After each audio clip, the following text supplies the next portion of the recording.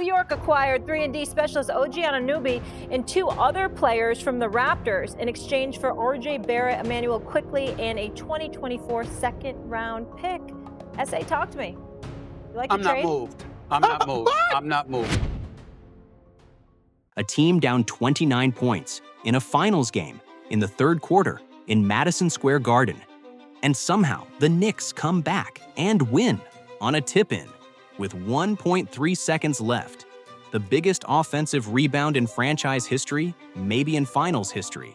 And the guy who got it? The guy whose fingertips reached just high enough to flick a missed three back into the rim and send Madison Square Garden into chaos?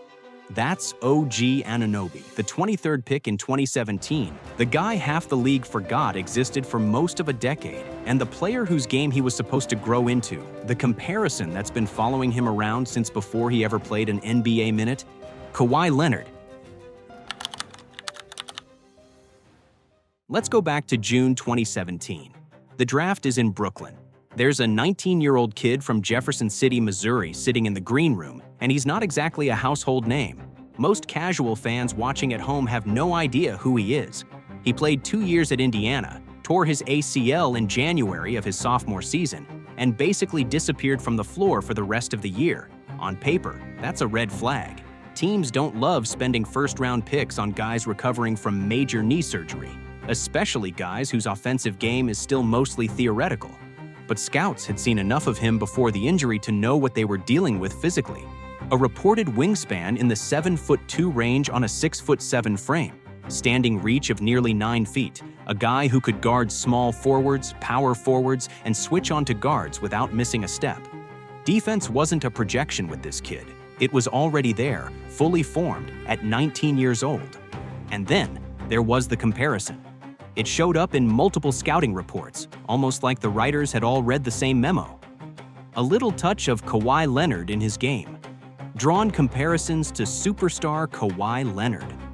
One outlet went further and called him Kawhi Leonard 2.0. OG himself said Kawhi was his favorite player, the guy he modeled his game after. Here's the thing people miss about that comparison, though. Nobody was saying this kid was going to walk into the league and be the Kawhi Leonard of 2017, the two-time champion, the Finals MVP, the guy who just dismantled LeBron James in the playoffs. That would have been absurd. What they were comparing him to was Kawhi's own draft profile.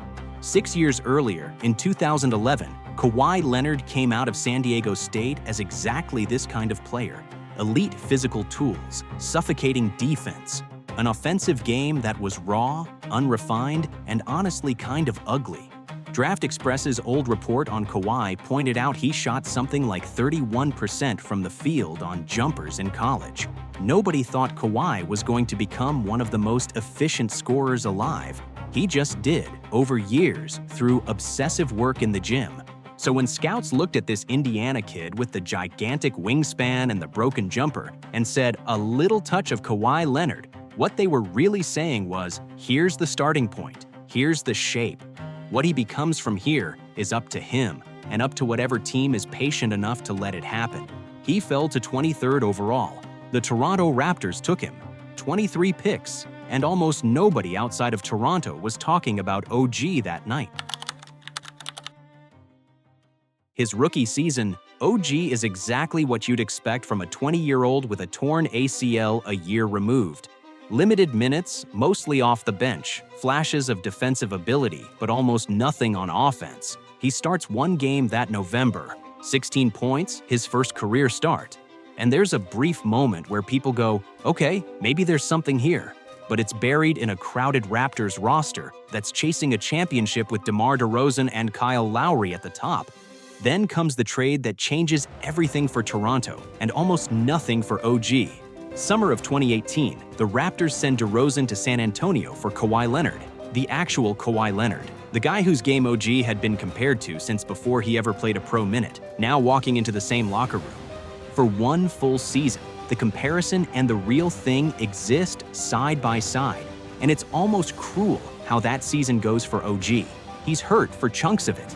He's in and out of the rotation. Meanwhile, Kawhi is having maybe the best individual playoff run of the 2000s, 30 points a game through 4 rounds, that iconic series-winning shot off the rim against Philadelphia, and then the championship. The Raptors win it all in June 2019. OG is on the roster. He's a champion at 21 years old. And then, almost immediately, Kawhi leaves, signs with the Clippers that summer. The Raptors are suddenly a championship team without their best player, and the timeline opens up for OG in a way it never had before. He moves into the starting small forward spot, Kawhi's old spot, and the comparisons don't go away. If anything, they get louder because now he's literally playing the position on the same team in the same uniform. Here's where it gets interesting, because this is the part of the story that doesn't fit neatly into everyone doubted him the whole time. OG actually starts answering some of those questions early. In the COVID bubble in 2020, he hits a catch-and-shoot buzzer beater against the Celtics in the playoffs, one of the signature moments of that entire restart. People remember that shot. It's the kind of moment that's supposed to be a turning point. The Raptors reward him that December with a 4-year, $72 million extension. On paper, that's a team saying, "This is our guy. This is part of our core going forward." And then the injuries just keep coming. Wrist problems, concussion-like symptoms.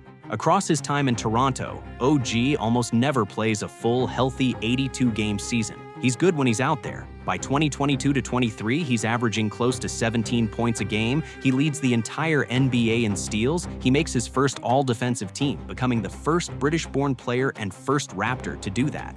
These are real, tangible accomplishments, but the team around him is falling apart.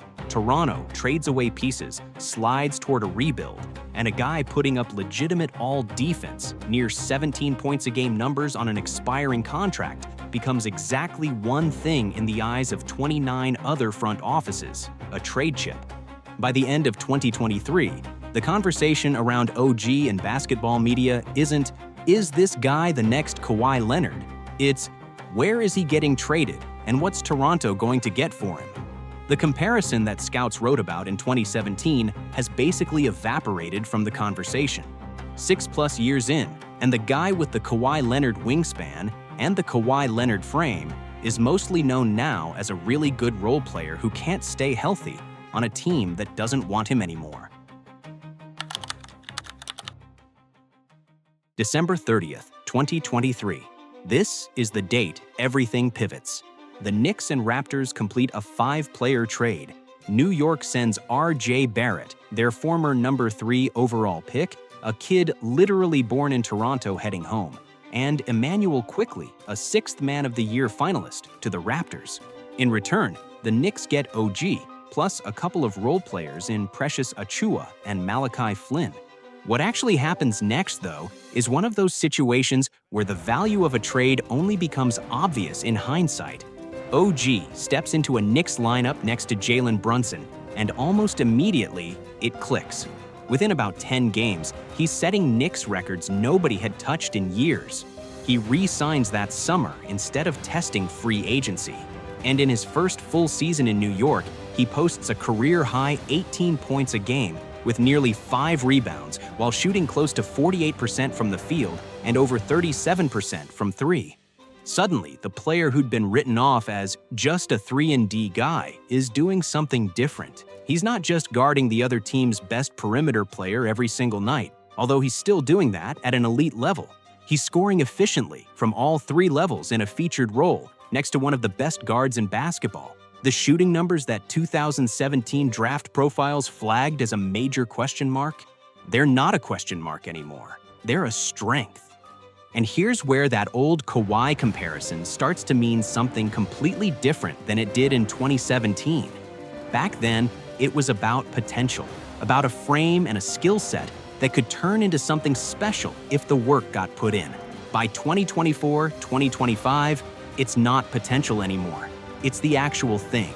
A two-way wing who shuts down the opponent's primary scoring threat and then turns around and gives you 18, 20, sometimes 30+ points a night on efficient shooting. That's not a little touch of Kawhi. That's basically Kawhi's actual archetype, fully realized, just with a different team, a different city, and a story that took almost a decade longer to play out. By the time the 2026 playoffs roll around, OG isn't just healthy, he's playing the best basketball of his career, at the best possible time. Through the first 2 rounds of the playoffs, he's averaging over 21 points and more than 7 rebounds a game, shooting an absurd 67% on twos, 54% from 3, and 81% from the free throw line. While doing that, he's still the guy switching onto centers, guards, whoever the Knicks need him to guard, possession after possession. He earns a second career all-defensive second-team selection that season, 8 years after scouts first wrote elite defender next to his name as a teenager. The Knicks roll through the East. They make it back to the Eastern Conference Finals, this time getting past Cleveland, and for the first time in 27 years, New York is going to the NBA Finals. And then comes Game 4. The Knicks are at home against San Antonio, and it is going badly. Spurs jump out to an 81-52 lead in the third quarter, 29 points. For context, before this game, the largest comeback in any NBA Finals game in recorded history was 24 points by Boston against the Lakers back in 2008. 29 points down in the third quarter, by any reasonable basketball logic, that game is over. New York doesn't let it be over. Brunson starts cooking. Hart and the bench guys chip away. Possession by possession, the deficit shrinks, down to 20, then to 10. Then it's a one-possession game in the final minute. And then, with the score tied and 1.3 seconds left on the clock, Brunson gets a look from 3. It rims out. Long rebound. And there's OG timing his jump perfectly, rising over the scramble and tipping the ball back in with his fingertips just before the buzzer. Knicks win. Largest comeback in NBA Finals history. New York takes a 3-1 series lead, 1 win away from their first championship since 1973. Karl Anthony Towns calls it right hand from God. OG finishes that game with 33 points on 10 of 15 shooting, adding rebounds and defensive stops the box score barely captures. Through 4 games of that final series, he's averaging close to 23.8 points, nearly 11 rebounds, and almost 3 assists a night. And the morning after Game 4, he's sitting at the top of the NBA's Finals MVP ladder. Sit with that for a second. The 23rd pick in 2017. The guy who barely played in the 2019 Finals run while wearing the same jersey as the player he was compared to. The guy who got traded for a former top 3 pick and a 6th Man of the Year finalist in a deal that a lot of people thought Toronto won. That guy is now potentially the best player on the floor in the biggest game of the year, for a franchise that's been waiting more than half a century for this moment. Here's what I think people get wrong about comparisons like the next Kawhi Leonard. We treat them like predictions about stardom, like the comparison is supposed to mean this guy is going to be as famous, as decorated, as singularly great as the original. And when that doesn't happen on a normal timeline, when the guy spends his 20s bouncing between injuries and trade rumors and is he a star or just a really good role player debates, we quietly retire the comparison. We decide it didn't pan out. But that's not actually what the comparison was about in the first place. What scouts saw in 2017 wasn't, this is going to be a top 5 MVP candidate. It was a shape, a specific kind of player. Elite length, elite defensive instincts, a frame that could guard multiple positions, and an offensive game that was a blank slate. The promise wasn't stardom. The promise was, if this guy puts the work in, year after year, the shooting comes, the offense comes, and what you're left with is one of the most valuable two-way players in the league. That's exactly what Kawhi's own draft profile described back in 2011. And it's exactly what's sitting in front of us with OG in 2026, just on a much longer, much rockier timeline, with injuries and a trade in the middle of it, instead of a smooth, uninterrupted ascent.